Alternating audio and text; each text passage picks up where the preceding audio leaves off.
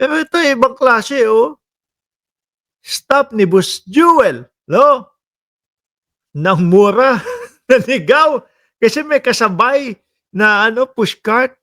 Grabe. Kalay hari siya sa Senado. Hindi raw ito tamang asal ng government officials. Kinumpirma sa amin ng Senate Oo nga, boss. Yung ikinakaltas na sweldo o ilang porsyento diyan sa nagpipindot ng up and down ng elevator, papunta doon sa sweldo nila Boss Jewel Villanueva, no?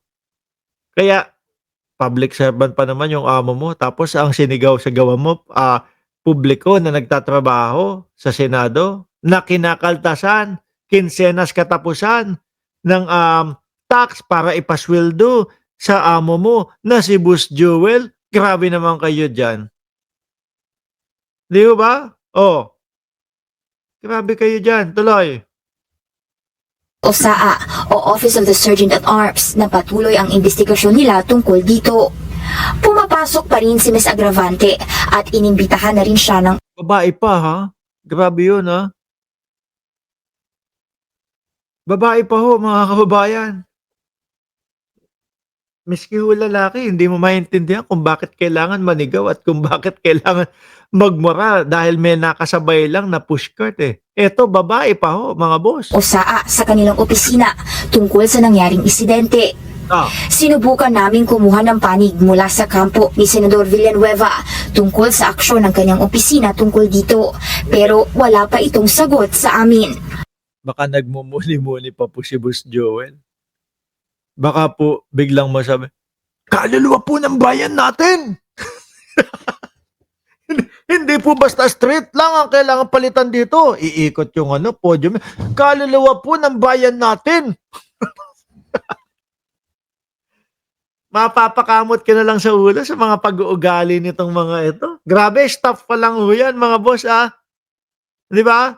Hindi pa mismong senador yun. Oh. Tapos, partida pa. Babae pa. Yung mumurahin mo. Babae pa. Yung sisigawan mo. Kasi, walang choice yung ibang tao kundi yun ang gamiting elevator kasi nasunugan ng Senado at nire-repair yung dalawa. I don't mind kung i-abolish ang Senate. Ako din eh. Tingin ko, ano? Kaya lang sayang eh. Madadama yung ibang magagaling at talagang nagtatrabaho ng mga senador eh. Ano? Pero wala, parang pakupalan na lang ho dyan sa Senado, mga bossing. Di ba? Nakita mo nga, sila-sila nagtatakipan, no? Oh, sila-sila eh, pinagtatakpan ang kapwa nila mga senador. Kung maalala nyo po, yung pagpupumilit ni Rodante Marcoleta, anak kay Jinggoy Estrada, oh, ship ka na, ship. Oh, ship ka na, ship. Oh, okay na, ship ka na. No? Grabe. Kaya ako yung sinasabi ni PJ Tube, kung tanggalin ang Senado, go. Walang problema. Kung ganyan na lang po yung mga asal at yung mga galawan nitong mga ito, kanya-kanyang takipan, no? No, hindi ho natin kailangan yung mga ganyan senador. Mga bossing, eto sa tingin ninyo, pakinggan nyo ho yung kay Bato de la Rosa, ano po ang sabi ng CIDG, mga kababayan? Si Department of the Interior and Local Government Secretary John Vic Remulla na mahuhuli din si Zaldico. Isa Yan, totoo. Ayan yan, nakikita na natin. Tsaka na umpisa lang ho yan pero kay Bato de la Rosa ending yan. Nakita nyo nga ho mga kababayan, alam na alam ni John Vic Remulla kung saan yung mga pinuntahan po ni Zaldico. Oh. Sabi nung misis ko, after mong mag-vlog, pakikuha ang charger at yung bote ni Mark na utusan pa. Hindi pa, ano ba kayo? Kayong mga babae, no, pala utos kayo, no? Marinig tayo. Sige, tuloy na. sa akusado sa maanumalyang flood control project sa Oriental Mindoro.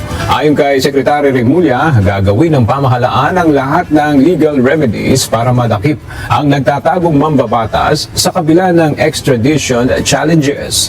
Sa huling impormasyon, Mahuhuli din yan, makukuha din ho yan mga boss. sinabi ni Remulla na nasa Portugal si Ko at may hawak ng Portuguese passport. Samantala, handa din daw ang Ito na. Sana sa 2028, wag na iboto yung mga yan. Oho, sabi ni Elena Tata, ito na. Uy, Bato de la Rosa na tayo, ha? Papasok na. Boss, Bato! Handa na daw sino? kalihim na isilbi ang warrant of arrest Opo, uy, handa na ang CIDG. Atras natin. O, pakinggan nyo, ha? hawak ng Portuguese passport. Samantala, handa din daw ang kalihim na isilbi ang warrant of arrest laban kay Senator Ronald Bato de la Rosa. Opo, ayan na. Mga boss. Tingin ko ho, mga boss, ha?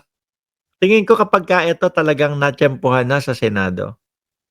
Pag nakita na ho ito, mga kababayan, sa Senado, aresto na ho ito, biglang lulutang, biglang yung sinasabi ni Boying Remulla na warrant of arrest, ay biglang, pirmado na po pala, kompleto na. Kasi ngayon, mga kababayan, ang sinasabi, no, ang sinasabi ho, mga bossing,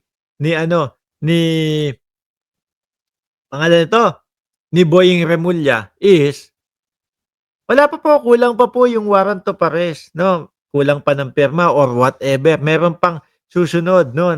Pero nandito sa cellphone ko. Kumbaga, pampalubag loob kay Bato de la Rosa, para lumitaw lang. Pero wag ka ho, mga bossing, ang sabi kay Bato de la Rosa, siya ang pag-asa ng dating Pangulong Duterte, no? Siya ang pag-asa ng dating Pangulong Duterte, mga boss chief amo sir, para umuwi ang dating Pangulo. Kasi kung magtetestigo siya sa dating Pangulong Duterte, mga kababayan, at mapapalabas niya na walang kinalaman ang dating Pangulong Duterte, naku, uwi yun. Diba? Uwi yun. Pero mukhang wala eh. Mukhang si Bato de la Rosa, mga bossing, walang plano na talagang pauwiin ang dating Pangulong Duterte. Yung mga pangako niya dati na sasamahan ka namin, dating Pangulong Duterte, nandito lang kami lagi para sa iyo, dating Pangulong Duterte. Wala ho. Sa nakikita ho natin, mga bossing, ito pagkakataon na ni Bato de la Rosa na kumbaga pumunta doon sa dahig na ipinangako niya sa mga DDS na pupunta siya doon bago o matapos ang eleksyon. Pero wala Ayan. Bigla na lang itong dadamputin talaga. Ito'y sakaling ilabas na ng International Criminal Court o ICC ang arrest warrant laban sa senador. Si Bato ay nahaharap sa kasong crimes against humanity kaugnay sa umano'y extrajudicial killings sa war on drugs ng nakaraang administrasyon. Ayan. Asa kaya si Bato de la Rosa, mga bossing?